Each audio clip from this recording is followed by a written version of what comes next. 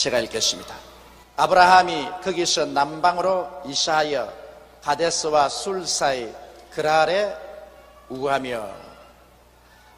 왜 아브라함은 자꾸 이렇게 이동했느냐 하면은 아브라함의 생업이 목축입니다. 목축이라는 것은 짐승떼를 기르기 때문에 언제나 풀이 많은 곳을 찾아서 늘 이진을 합니다. 그렇기 때문에 아브라함은 평생을 한 곳에 완전한 집을 짓고 머물지 아니하고 끊임없이 천막 속에 살면서 풀이 많은 곳을 따라서 짐승을 이동하면서 살았었습니다. 히브리서에 보면 아브라함이 이 세상 천막에서 살면서 끊임없이 나그네 생활을 한 것은 그들에게는 영원히 있을 처소가 하늘에 있기 때문에 그것을 늘 바라고 이 땅에 안주할 처소를 찾지 아니했다, 그렇게 말을 했습니다. 여러분, 우리도 이것을 읽고 하나 깨달아야 될 것은 우리는 믿음의 조상 아브라함의 자손들인 만큼 우리 육신으로는 우리가 서울이라는 특정한 지역에서 한 곳에 우리가 집에 살고 있지만은 마음은 언제나 우리는 천막 생활을 해야만 되는 것입니다. 마음이 이 땅에 잡히면 안 됩니다. 이 세상과 이 세상에 있는 것을 사랑하지 말라. 이 세상에 있는 것은 모두 다 육신의 정욕과 안목의 정욕과 이 세상 자랑뿐이요, 그곳에서는 하나님의 사랑이 없다고 말하셨습니다. 이러므로 여러분, 우리는 이 땅에서 살면서도 우리의 마음은 언제나 천막을 치고 살아야 하는 것입니다. 언제고 하나님이 부르시면 털털 떨어버리고 미련 없이 떠날 수 있는 마음의 천막 생활, 이것을 잊지 말아야 되는 것입니다.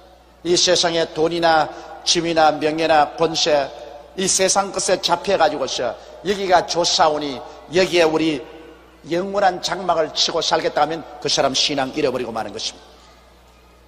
우리가 대통령이 되든 장관이 되든 국회의원이 되든 이거 다 인생을 살아가는데 바람같이 왔다가 안개같이 사라질 것밖에 없는 것입니다. 그것은 잠시 우리 몸에 걸쳐놓는 액세서리에 불과한 것입니다. 우리의 갈 곳은 이미 정해져 있습니다. 우리의 영원한 처소는 우리 주 예수께서 준비하신 하늘나라인 것입니다. 여러분과 나의 주소는 이미 결정되어 있습니다. 여러분과 나는 이 땅에서 어떠한 경우에도 행인과 나그네의 인생을 살아가고 있는 것입니다. 우리는 다 행인과 나그네요. 나그네가 한 자리에 주저앉으면 그때부터 나그네 생활은 거쳐버리고 마는 것입니다.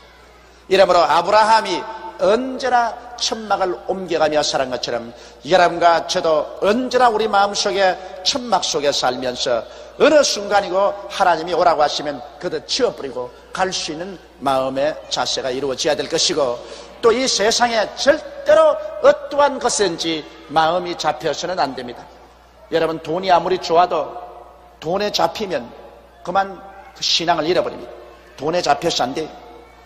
지위에 잡혀서도 안 되고 명예나 권세에 잡혀서도 안 됩니다. 그런 것은 여러분 잠깐 후에 사라져버리고 마는 것입니다. 우리가 마음을 언제나 잡아놓아야 될 것은 우리 주 예수 그리스도인 것입니다. 할렐루야. 우리 속에 와 계시는 예수님만이 우리에게 보배입니다. 영광의 소망입니다.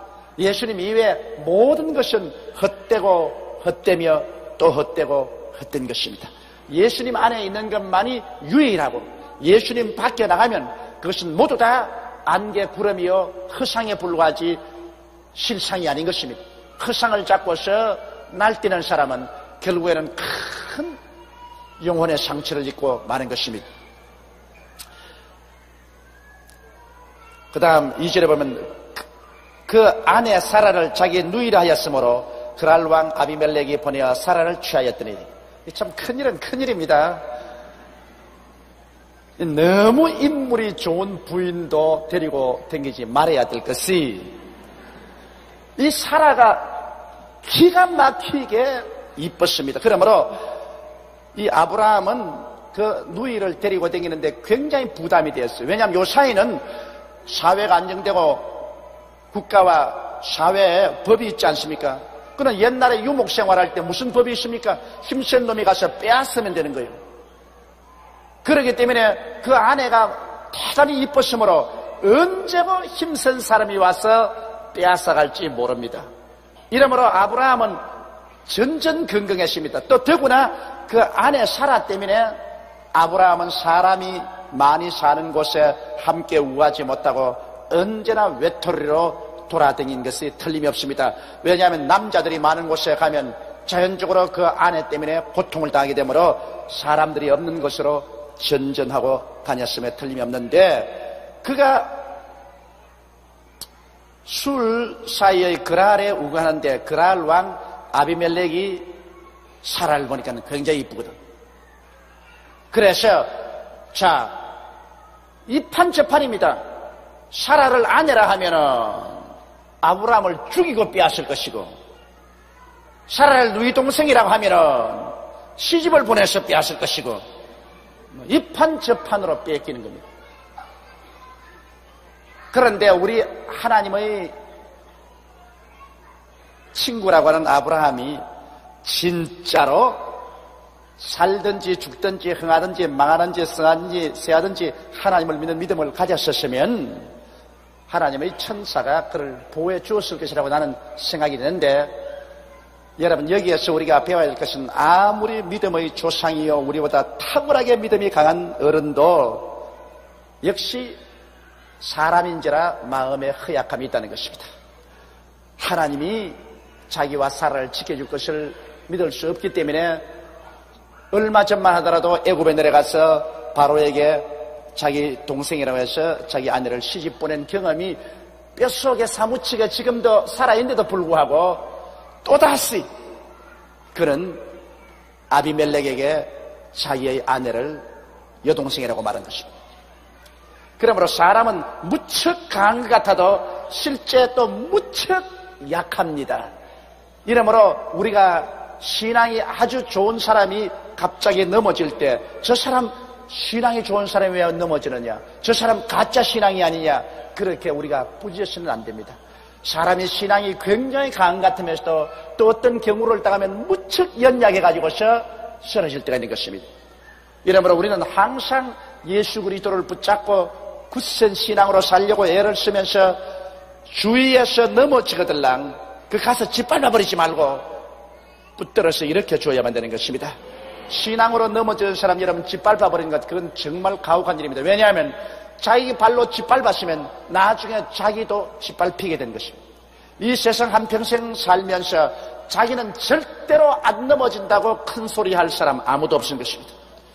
모두 다 연약에 쌓여있기 때문에 그런 어떤 환경에 처하게 되면 그 사람도 넘어질 위험이 있는 것입니다. 그러므로 우리는 항상 넘어진 사람이 있으면 기도해주고 붙들어서 다시 이렇게 세워주고, 자기는 넘어지지 않도록 간절히 기도하고 늘 조심해야 될 것인 것입니다.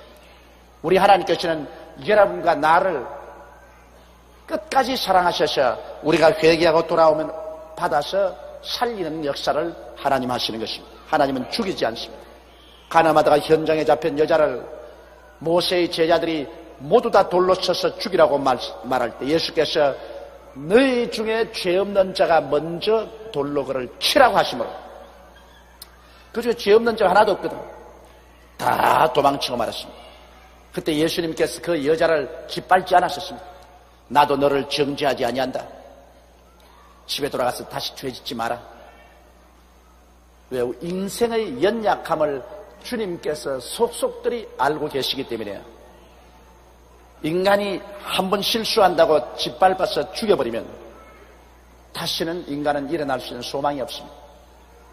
그러나 7번 넘어지면 8번 일으켜서 다시 보혈로 씻어서 성령으로 새롭게 해서 이렇게 세우는 것이 하나님의 뜻인 것입니다. 그러므로 예수님이 오신 것은 우리를 죽이는 것이 아니라 예수님으로 말미암아 살리기를 주님께서 원하시는 것입니다.